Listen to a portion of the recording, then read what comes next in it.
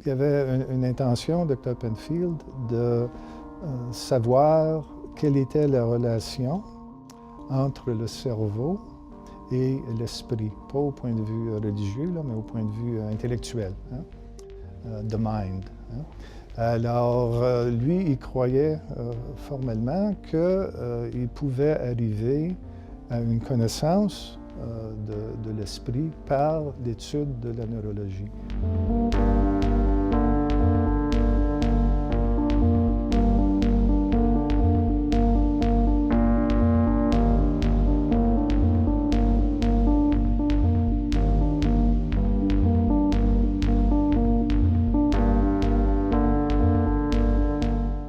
Mon nom est Richard Leblanc, je suis neurochirurgien à l'hôpital Institut neurologique de Montréal.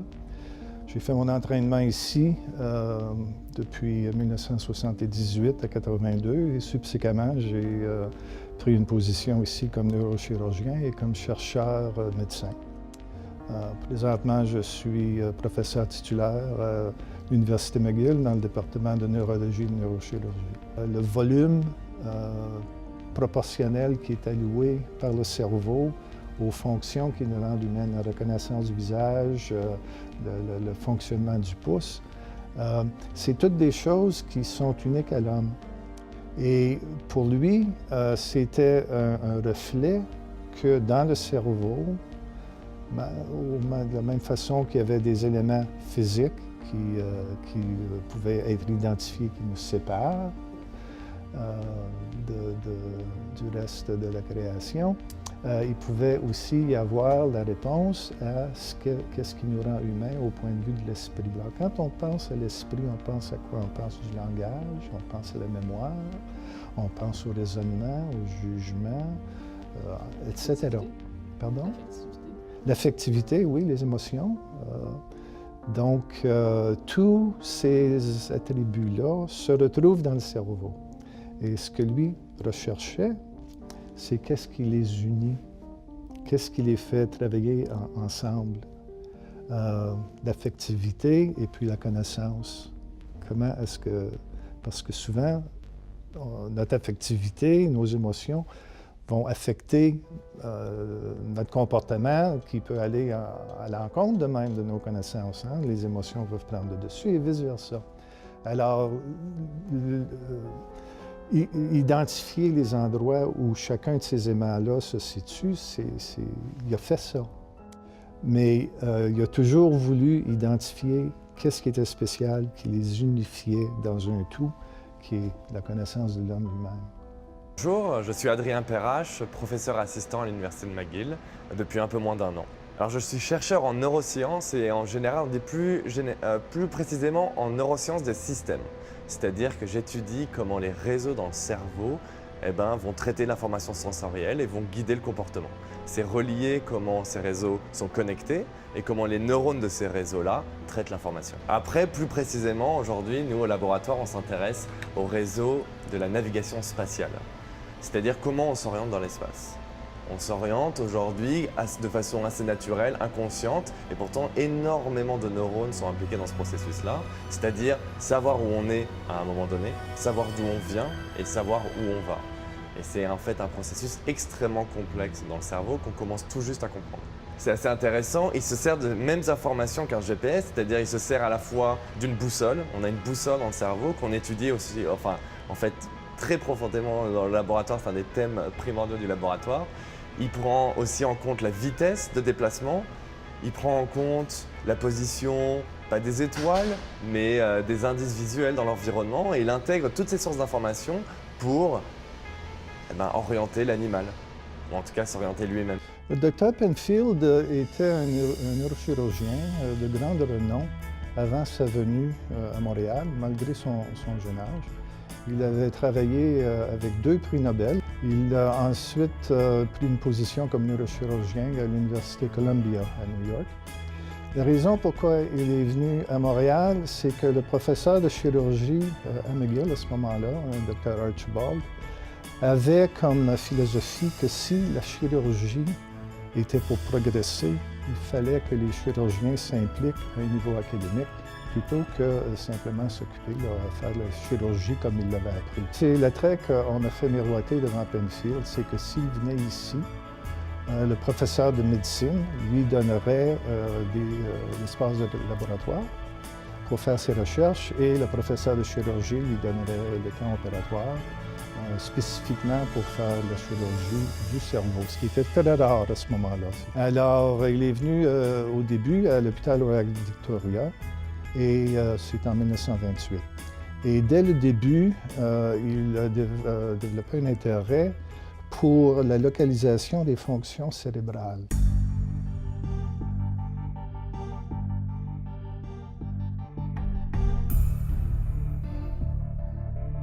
Je m'appelle Laura Joy Boulos. Je suis étudiante en thèse au doctorat à McGill en neurosciences.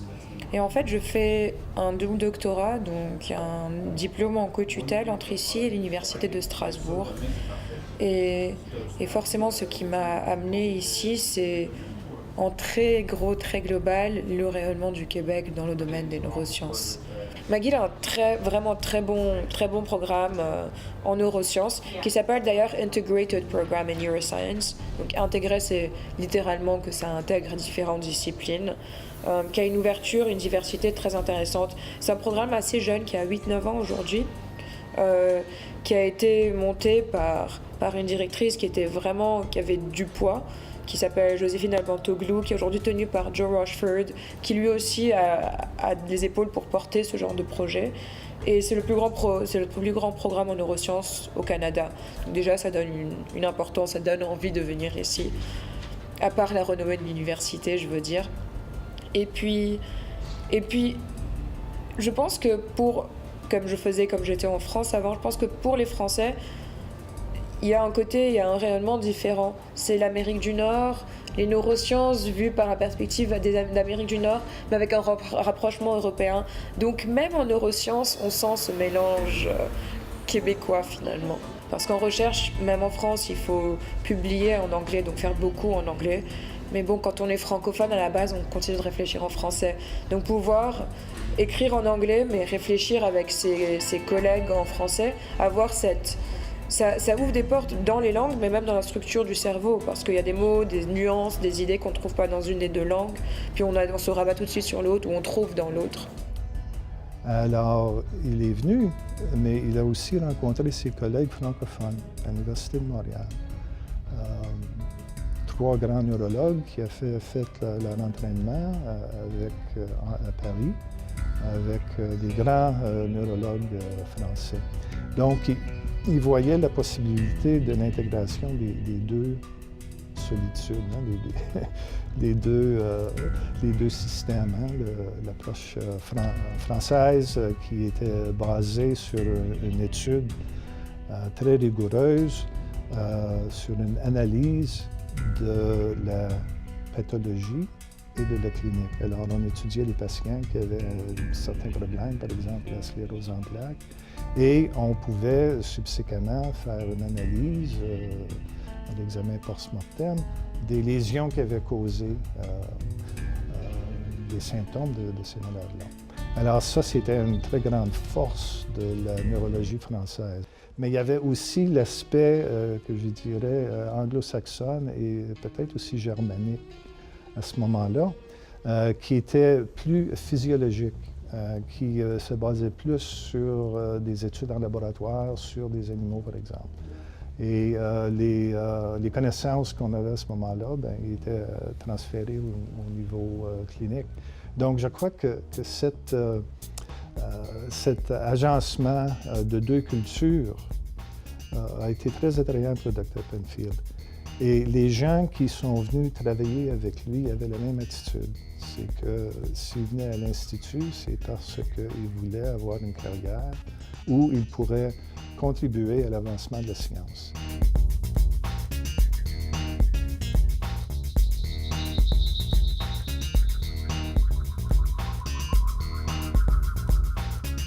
Alors en fait, comme tout système dans le cerveau, ça commence quelque part dans un organe.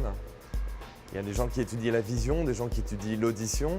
Nous, on étudie donc le système de navigation qui commence dans l'organe qui s'appelle le système vestibulaire. C'est un peu notre sixième sens, c'est juste à côté de l'oreille, c'est dans l'oreille interne, et c'est un système qui code pour l'accélération de la tête dans différents degrés de rotation, et aussi en translation, linéaire, ou même la gravité quand je descends.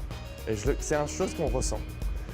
Et en fait, ce système-là intègre la direction de la tête dans ce plan-là, c'est assez magique, pour en fait donner une direction de la tête dans l'environnement. Et c'est une boussole.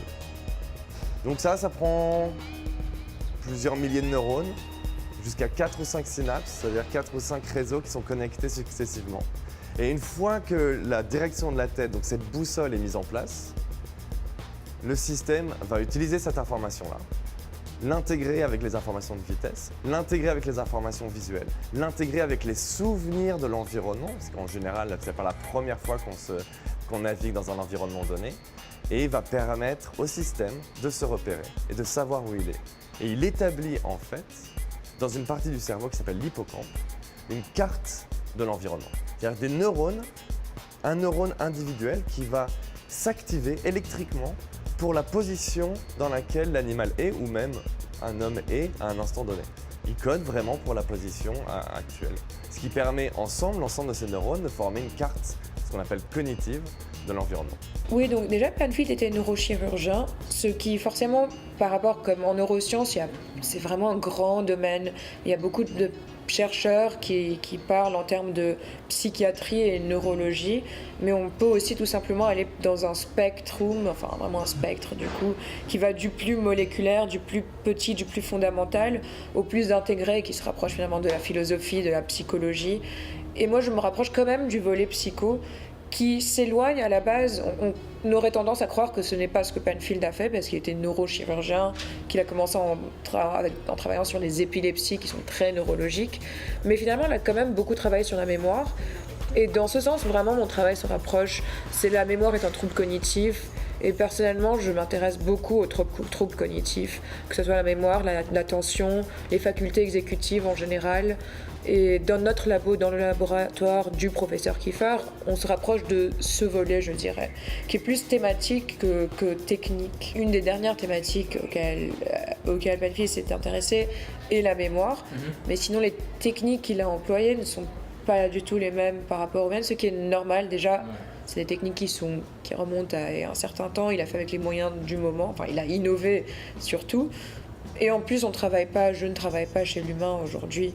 Donc forcément, je ne peux pas appliquer exactement les mêmes techniques avec la souris ou le rat, par exemple. Si on parle d'une des techniques de Penfield, qui était la stimulation, donc il stimulait des neurones ou il faisait aussi des lésions, c'est des techniques qu'on arrive à reproduire chez la souris. Et c'est le genre de techniques qui sont passées de l'humain à la souris. Et une autre, mais aujourd'hui, ce qu'on essaye de faire, c'est aussi de trouver des techniques qu'on commence chez la souris, mais qui pourraient être applicables chez l'humain. Donc, une des techniques qui est très intéressante, qui, je pense, aurait plu à Penfield si aujourd'hui il était là, c'est qui est très cognitive, justement, donc qui stimule la mémoire. C'est un test de comportement. Et en gros, on met notre souris, notre rongeur, que ce soit une souris ou un rat par exemple, dans une boîte avec un écran tactile, donc un peu comme notre smartphone ou une tablette. Il y a 2 écrans, un à droite, un à gauche. Si la souris va vers l'écran droit, elle obtient une petite récompense, c'est du lait à la fraise tout de suite, alors que si elle va dans le volet gauche, dans l'écran gauche, elle obtient une grande récompense, mais avec un délai. 10 secondes ou 30 secondes plus tard. Et ce genre de tests qui vraiment vont essayer d'examiner, d'évaluer les capacités cognitives de la souris. Et c'est particulièrement intéressant parce qu'on peut faire la même chose, reproduire la même chose chez l'humain en disant $20 aujourd'hui, 200 dans 2 semaines, avec une tablette par exemple. Alors en fait, il y a 2 idées. Il y en a une qui est très pratique, qui est qu'aujourd'hui, les développements mathématiques dans ce champ-là offrent des outils qui permettent d'analyser l'activité des neurones. Il faut imaginer qu'une expérience chez un animal, ça va générer des quantités de données astronomiques.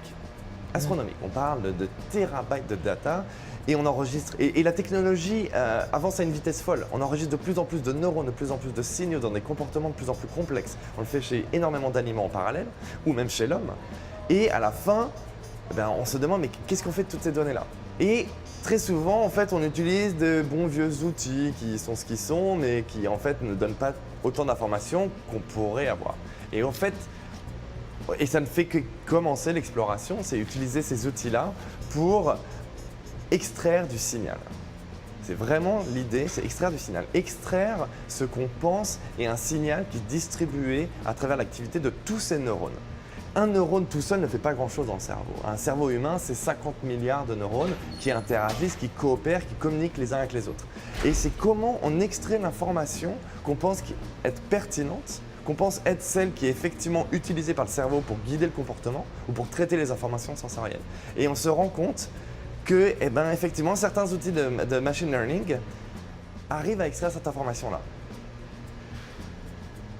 La façon dont l'information est extraite est plus dure à interpréter. C'est-à-dire que ce sont des mécanismes, des algorithmes complexes qui donnent une information, mais parfois on a du mal à comprendre mais quel est le mécanisme. Mais en ce moment même, au laboratoire, on se rend compte qu'il y a certains de ces outils-là qui eux-mêmes peuvent être analysés.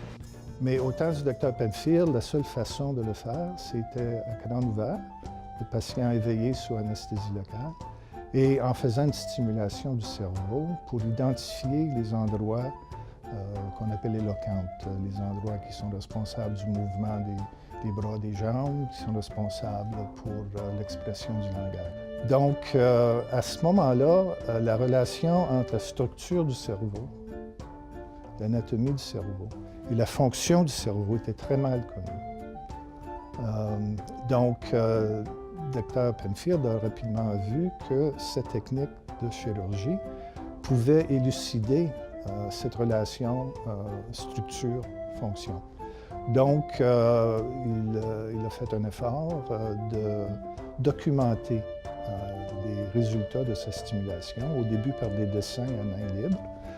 Subséquemment, quand le département de neurologie, neurochirurgie s'est déplacé ici à l'Institut neurologique, de l'autre côté de la rue de l'hôpital Royal Victoria, il a pu créer une salle d'opération où il était possible de prendre des photographies un pour un, c'est-à-dire que l'image que l'on avait sur la photo était exactement les mêmes dimensions que le cerveau. Alors je vais vous donner un exemple qui je pense est fondamental.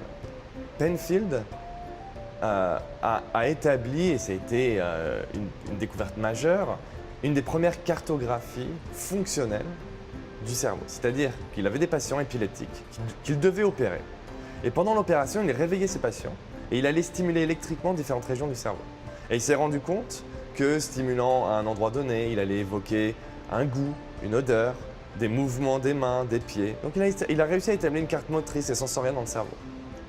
Mais il s'est rendu compte aussi de quelque chose, c'est qu'en stimulant dans le lobe temporal, c'est-à-dire ici, dans le cerveau, il évoquait des souvenirs. Et les gens, tout d'un coup, lui disaient pendant l'opération, je viens de me rappeler de quelque chose, c'est étonnant. Et il s'est dit à ce moment-là, c'est intéressant, la mémoire est très certainement localisée dans le cerveau. Et c'était en fait, ça allait à l'encontre de tout ce que les gens pensaient, les chercheurs pensaient à l'époque.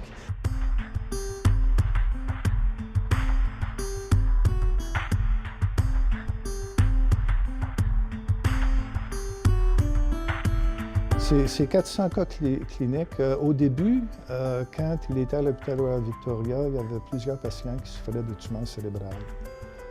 Subséquemment, quand ils ont aménagé à l'Institut neurologique, il y a des collègues qui sont occupés de ces aspects-là, de la neurochirurgie.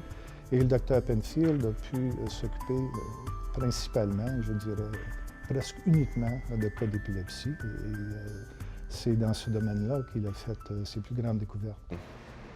Dans la continuité des travaux de Penfield, aujourd'hui, ici, et je fais partie, j'ai un rôle très actif dans ce nouveau projet, c'est d'aller enregistrer des neurones individuels. Alors, il faut se rendre compte, un neurone, on parle de quelque chose qui est grand comme un dixième ou un centième d'un cheveu, c'est petit. Une petite cellule. Et on va réussir à aller enregistrer des neurones individuels chez des patients épileptiques. Ces patients épileptiques, ici au Neuro, ça fait depuis Penfield qu'ils viennent pour se faire soigner de tout le Québec, de tout le Canada. Ils se font opérer, il y a des dizaines de patients qui viennent ici chaque année. Et ce qu'on peut faire maintenant, c'est... Ils sont obligés d'être opérés parce que, en fait, c'est des patients pour lesquels les médicaments n'ont plus d'effet. C'est une question, le diagnostic est vital. Et pour repérer l'aire du cerveau qui est défectueuse, il faut leur mettre des électrodes dans la tête. Et ça dure entre 1 et 2 semaines. Et on regarde les signaux électriques, ces oscillations très fortes qui apparaissent pendant la crise d'épilepsie, pour distinguer en disant « Ah ben voilà, on pense que l'aire dans le cerveau qui est défectueuse, c'est celle-là ». Ce qu'on va pouvoir faire maintenant, c'est d'aller enregistrer des neurones individuels. Et on va avoir accès, en fait, le neurone qui est donc la brique élémentaire de la cognition, hein, on va pouvoir avoir accès à l'activité de ces neurones-là chez un patient qui est éveillé, avec un patient qui interagit. Personnellement, au laboratoire, moi je travaille avec des souris. Et ça nous demande des efforts considérables de pouvoir interroger la souris et savoir ce qu'elle pense. Avoir un dialogue avec une souris, c'est un peu compliqué. Alors qu'est-ce que vous faites? C'est que vous mettez en place des tâches comportementales qui, par son comportement, par ses décisions, est-ce que je vais à droite ou est-ce que je vais à gauche, elle vous dit à vous, chercheurs, voilà ce que je pense. Mais là, tout d'un coup, maintenant, on va pouvoir interagir avec des patients, on va pouvoir enregistrer ces neurones, on va pouvoir leur demander, par exemple, d'évoquer des souvenirs et que, à l'inverse que d'aller stimuler électriquement ces zones du cerveau comme le faisait Penfield, maintenant, on va pouvoir lire l'activité du cerveau.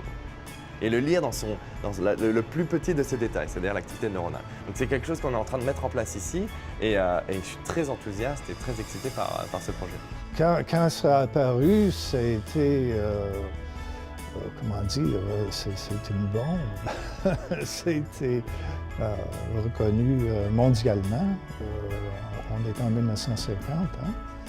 Et le livre a été traduit presque tous les langages du monde, incluant le russe en 1950, c'est pas évident. Non, c'était la première fois que l'on arrivait avec des données humaines qui établissaient avec rigueur cette relation de la structure ayant une fonction spécifique. Donc, pour la première fois, on pouvait dire avec certitude que telle partie du cerveau est responsable de telle fonction, et en très grand détail. Hein. Il a réussi à identifier, par exemple, une partie du cerveau qui est responsable du mouvement du petit doigt, une partie du cerveau qui est responsable pour le mouvement de l'index, une partie du cerveau qui est responsable pour le mouvement du pouce, par exemple.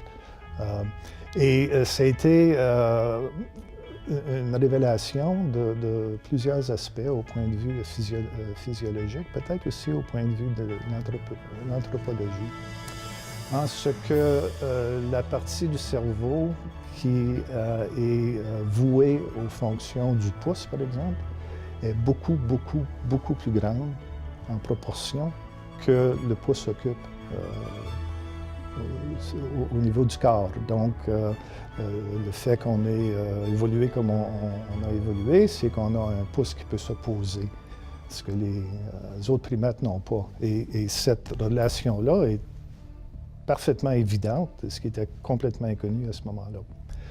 L'autre aspect qui a été complètement bouleversé notre entendement, c'est que Dr. Penfield s'est aperçu que la représentation du visage est à l'inverse du reste de la représentation du corps. C'est-à-dire que la représentation du corps est comme un homme qui serait suspendu par les pieds sur le cortex cérébral, sauf au niveau du visage qui est inversé à ce niveau-là, de sorte qu'on peut le voir comme je le vois. Donc, à l'opposé de ça.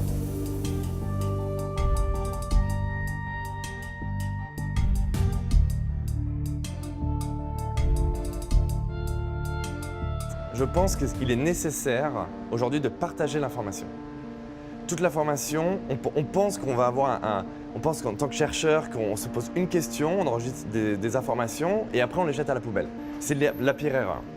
Il faut enregistrer, répondre à la question qu'on se pose, mais surtout ne pas oublier que ces informations peuvent être utilisées pour d'autres questions. Donc il faut les mettre en ligne, il faut les rendre disponibles. Et c'est aujourd'hui à l'Institut une très grande initiative qui a lieu avec l'ouverture par exemple de l'Open Science Institute ici. C'est la première chose que je voulais dire. La deuxième chose, effectivement, ça va pouvoir être utile pour des recherches même plus appliquées. Parce que effectivement, peut-être que les données sur mes souris vont pas avoir une conséquence directe, une application directe. Peut-être, on ne sait pas. Mais en revanche, les données des patients enregistrées avec différents outils, qu'on va pouvoir corréler avec des diagnostics, on est persuadé à l'Institut que c'est le futur, que c'est l'avenir. C'est de collecter des données, l'expertise de l'expérimentation, de savoir mettre en forme ces données, de les rendre disponibles et de laisser à d'autres le soin d'émettre des nouvelles hypothèses. On peut travailler aussi nous-mêmes, on ne va pas s'en empêcher, mais il ne faut pas oublier que d'autres personnes ont peut-être aussi d'autres idées qui sont au moins aussi bonnes que les nôtres. Et quand on pense, encore une fois, à ce qui nous rend humains, la capacité de communiquer, évidemment un intérêt, mais aussi la facilité, la capacité de reconnaître les visages, reconnaître que c'est un membre de notre tribu, par exemple, un membre de notre famille, c'est primordial. Cette représentation-là occupe encore une fois une partie beaucoup plus large au point de vue proportionnel sur le cortex du cerveau que sur le corps humain. Donc, c'était des choses qui étaient complètement inconnues et qui ont un impact, comme j'essaie de communiquer, au-delà de la neurologie. Hein. Ça rentre dans l'anthropologie, ça rentre dans la civilisation, ça rentre dans le contexte là, de qu'est-ce qui nous rend différents des autres animaux.